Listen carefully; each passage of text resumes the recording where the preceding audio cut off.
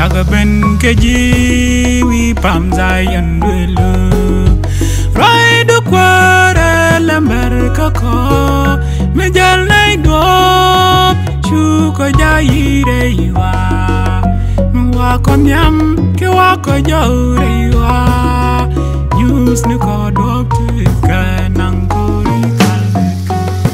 let kudit ke ka gai ganas lo kwar ring bom de tidial lub ku shung ke ka swag lo kwar kwarun indiali anga me chibidwal ka ji lo kwar ndi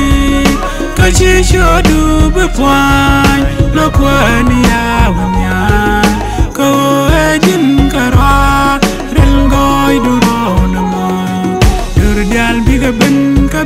ben pal nyam ko lo ku chakanyos dur dial biga ben pal nyam ko lo ku chakanyos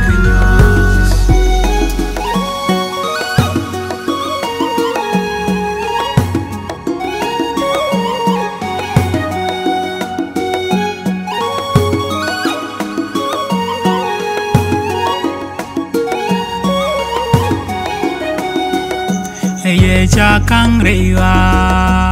go kani mi you can ye do ka zayan ka ko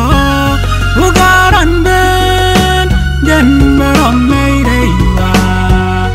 be ka jok kan go I cheng nyal ti charal ka ni tuwa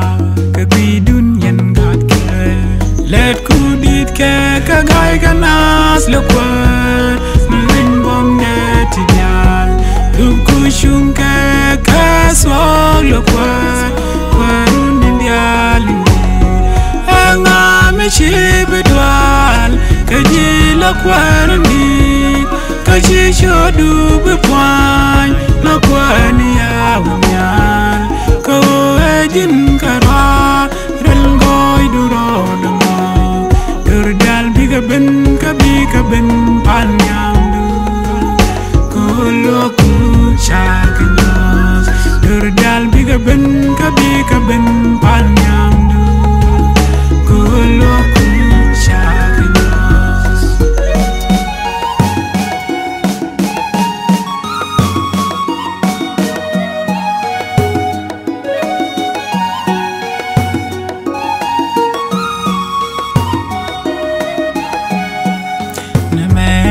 ya chwa me chelar kon era mutiem reiwa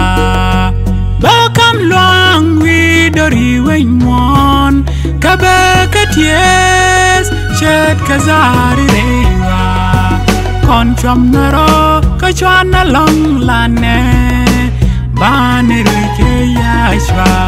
kon chwa jan nyam let kudit ke ka gai ganas lo kwar ring bom de tidial lub ku shung ke ka swag lo kwar kwarun indiali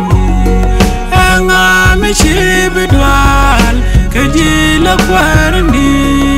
ka chi shodu be pwan